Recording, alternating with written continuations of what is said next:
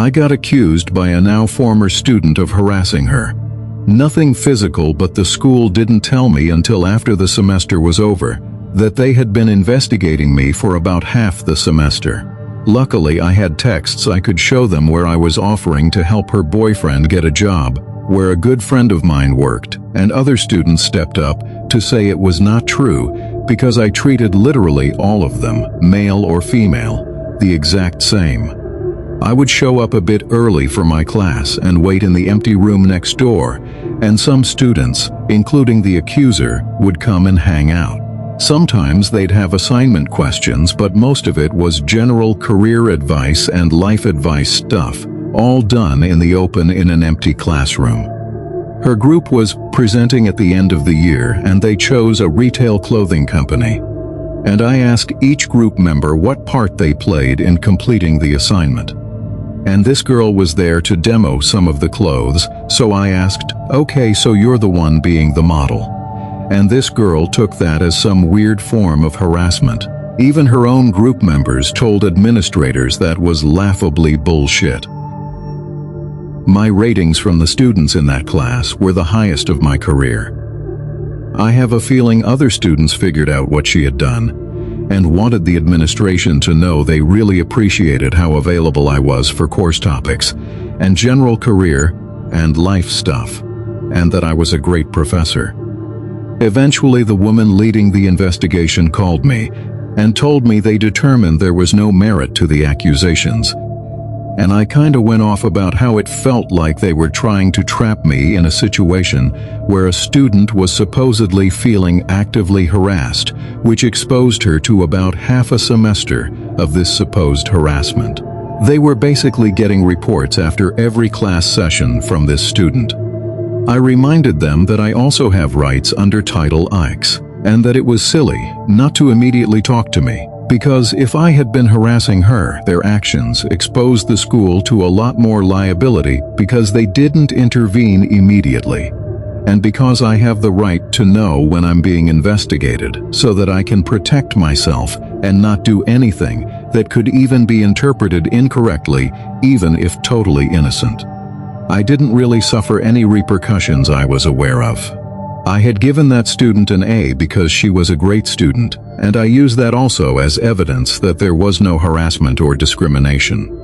Had I been guilty, I'd have given her a low grade unless she did something for me, but that just wasn't the case. I kept teaching there and another university for a few more semesters until I had to move. If I ever move back, I fully plan to teach at both places again. It just pissed me off how they handled it more than anything, and I think they took me seriously because I eventually got a call from the university president apologizing for how things had been conducted and saying changes were being made. I got very lucky I had evidence I could present because it's logically impossible to prove a negative without it. I was accused of sexual assault about 3 years ago. I wasn't accused directly. I was accused by the friend of the girl I supposedly molested. The details: a woman I met at a party came onto me heavily. It started with her making comments about wanting to feck me and escalated to her helping herself to my crotch by sliding her hand down there and grabbing onto me, which I didn't like, but I was too awkward to react. She then grabbed my hand and shoved it down her skirt. I pulled my hand away, but she grabbed it again and stuck it down her underwear. The whole time I was laying down, and she was laying in front of me with her back to me. I couldn't see her face or eyes. Moments later, while I was laying there, her friend across the room saw where my hand was, jumped to conclusions, and told her friend that I was molesting her while she slept. To this day, I'll never know if she actually did fall asleep. Either way, the point is that I was not aware. I didn't even really want what was happening to be happening, but I was different back then, less aware of danger. I was making myself open to experiences, letting this woman do sexual things to me for some reason. I had never spent much time around people. The party I was at was with people who I had recently met and became good friends with. I was loving life at that time because I had never had friends before, and I was 33 at the time. When this accusation was brought to me, I was shocked. As in medically, clinically shocked. It may be the first and only time in my life I ever disassociated. I remember getting kicked out of the house party, making my way home on autopilot, unable to process what just happened, resisting the impulse to jump onto the train tracks. That was 3 years ago. I think about it every day. It's the loss that gets you. The things you lose, the fallout and everything it touches. Lost all those friends, of course. I'll never regain my social life. The social life I knew was a beautiful fluke, which went up in flames on the 7th of April 2024. I have completely regressed back, being alone and friendless. I did manage to get a job since then, and it pays decent, and I am now training to drive the big rigs for more money, but it feels like a hollow victory. I don't feel happy. I don't celebrate my successes because I'm dead inside.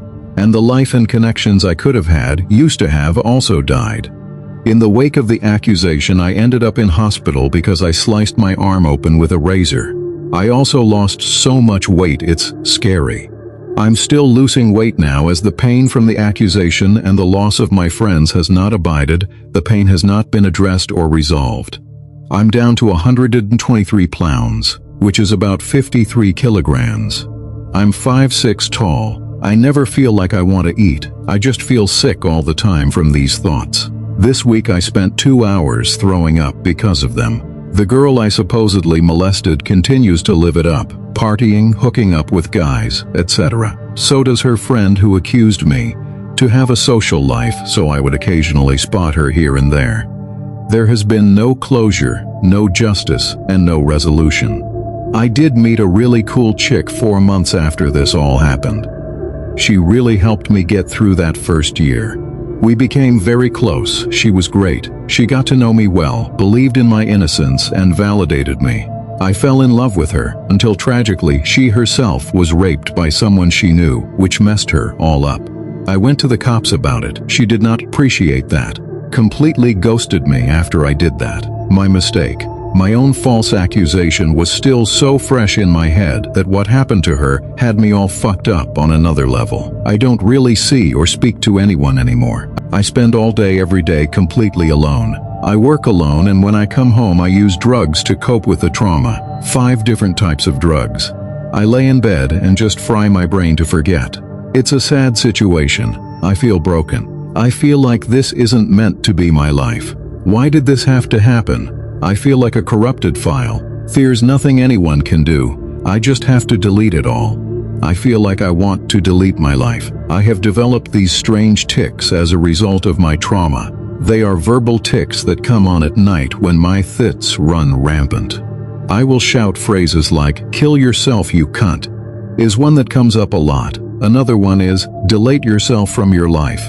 I am shouting these tics into the void, but really I believe these tics are directed at myself, like me talking to myself. The self-hatred is palpable because even though I am innocent, I blame myself for even putting myself in that situation, like a fool, a bungler. 33 years old and ending up in a situation like that. Then again, I never had friends before, so it didn't register to me that what she was doing initially was creepy and wrong. So for me, I am a case where things haven't gotten better. It has had a real and lasting impact on my life. There's a spark in me that was extinguished that day. I just try to count myself lucky that I didn't have to deal with the law. I have dealt with the law before, been to court on unrelated matters, and it is a scary, nerve-wracking process. I can't imagine how traumatizing it would be like going to court on an assault charge, especially knowing you're innocent but might get sent down. It's almost 1 a.m. I have work tomorrow, but I cannot sleep until I blitz my brain, which is what I'm about to do.